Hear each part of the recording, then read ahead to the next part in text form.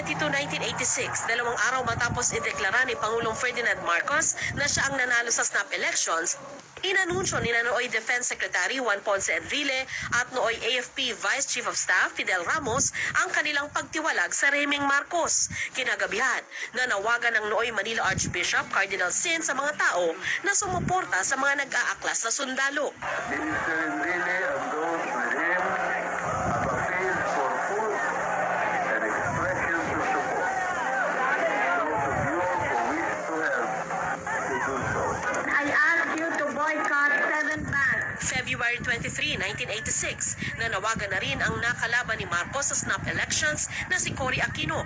Pinakilos ni Marcos at AFP Chief of Staff Fabian Ver ang kanilang puwersa, pero dagsana ang mga tao sa kalsada para suportahan ang grupo ni na Enrile at Ramos.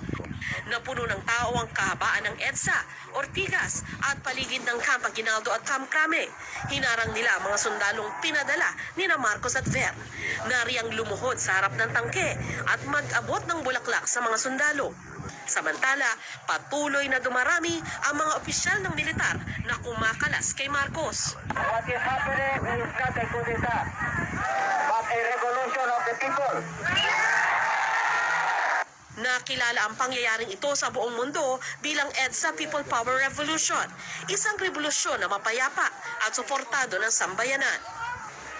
Gabi ng February 25, 1986, nilisan ng pamilya Marcos ang Malacanang sakay ng helicopter ng Amerika.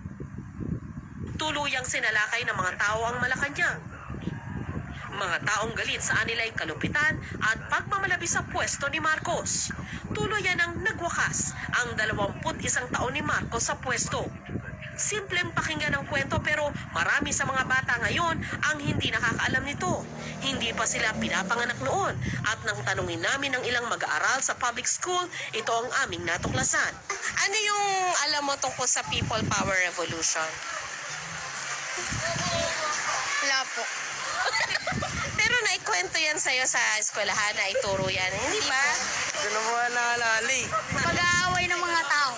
Oo, anong pinag-awayan nila? Dahil sa hindi tamang pagsunod. Meron din namang ilang alam ang nangyari noon. Pag-aklas ng mga tao nung rehimeng Marcos. Bakit kaya sila nag-aklas? Siguro po marami na po sila nakikitang hindi makataong ginagawa ni Marcos noong mga panahong yun. Sabi ni Reggie, karamihan sa kanyang alam natutunan niya sa pamilya at pagbabasa sa internet. Si Isabela naman, 13 anyos, iminulat daw ng kanyang magulang at eskwelahan. Hindi kayo makakapagsalita ng malaya, hindi kayo magkakaroon ng kalayaan para sa inyong malay kung hindi sila nag-ed sa People Power Revolution.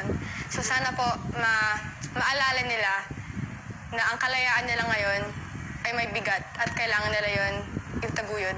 May mga grupo naman gaya ng Bantayog ng mga Bayani na kabilang sa advokasya nila ang pangalagaan ng alaala ng EDSA People Power. Pero panawagan nila sa mga magulang, sana raw ay talakayin din ito sa kanilang mga anak. At sa Department of Education naman, nawa ay mas malalim daw itong matalakay sa mga eskwelahan. Ang citizen ang nagtumba kay Marcos. Ang citizen ang nagsira sa dictatorship. Buong taon naman daw ay may mga aktibidad sila para panatiling buhay ang espiritu ng People Power.